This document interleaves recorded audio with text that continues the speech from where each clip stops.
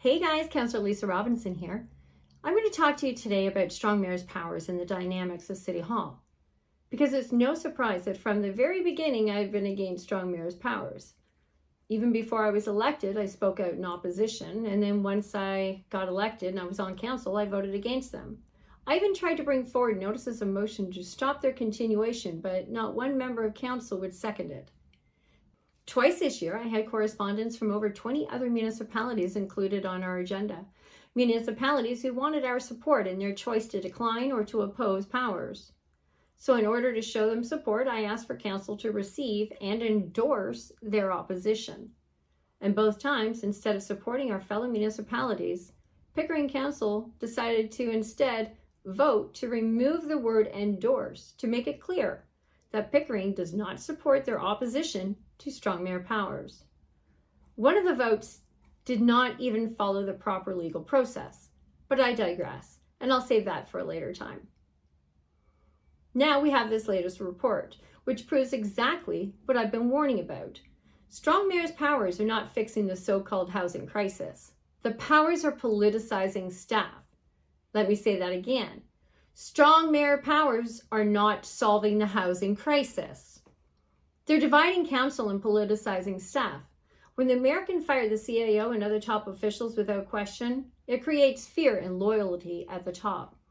Meanwhile, take a look at how your council chambers are being renovated. It looks like a courtroom setting with the focus being on the mayor, the CAO, and the city clerk. Two unelected officials while your elected officials sit on the sidelines. The message is clear. The real power in the city isn't with the people you elected. It's with the mayor, the CAO, and the city clerk. In Ontario, staff are supposed to be nonpartisan, neutral civil servants who give honest advice, not political operatives. But under these powers, staff are no longer independent. They're being turned into political minions of mayors. And here in Pickering, we see it firsthand.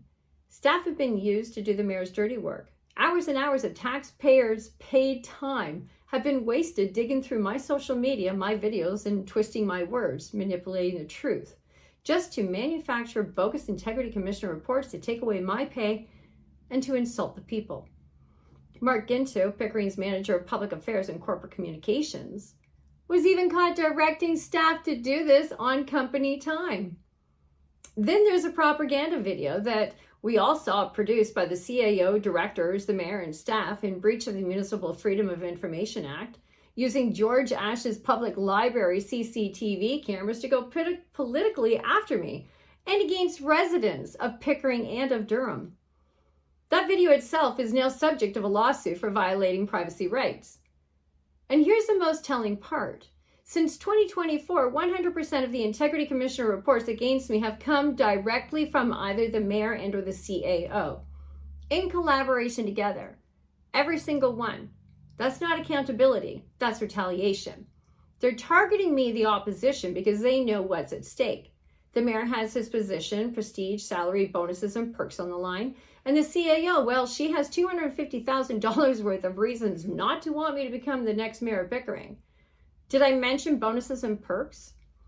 And let's be honest, even inside City Hall, the system is completely rigged. If you want to put in a complaint against the CAO, you're told to go to HR. But HR reports to the CAO. If you want to speak to the solicitor or to the city clerk, they also report to the CAO. That means there's no one to turn to, no accountability, no safeguard. You could go to the ombudsman, but their powers are limited. And let's not forget the integrity commissioner who is on the city's payroll. And the more complaints that I get, the more money they make. And they have refused to investigate the public's outcry of complaints to have the mayor and fellow councillors investigated. That is why City Hall needs to be torn down and rebuilt from the ground up. The entire structure protects itself, and the people are left with nothing but corruption. This is abuse of power, and this is corruption. And this is exactly why I oppose strong mayor powers from the very beginning. Now, I've said it before, and I'll say it again, and in fact, you know what? I lost 3 months' pay for this very comment. If I was to become mayor, I would use the strong mayor's powers for good. I would remove the CAO, the city solicitor, and a bunch of the directors because corruption starts at the top. I would tear it down and build it back up from the bottom and give it back to the people where it belongs. because the corruption in Pickering must end, and I will end it. Strong mayor's powers were supposed to build homes. Instead, they've built corruption. When I'm mayor, I won't just flip the script. I'll rip up the script they're using to protect themselves, and I'll write a new one that delivers honesty, accountability, and a government that finally serves you. That's the difference between abusing power and using power for the people.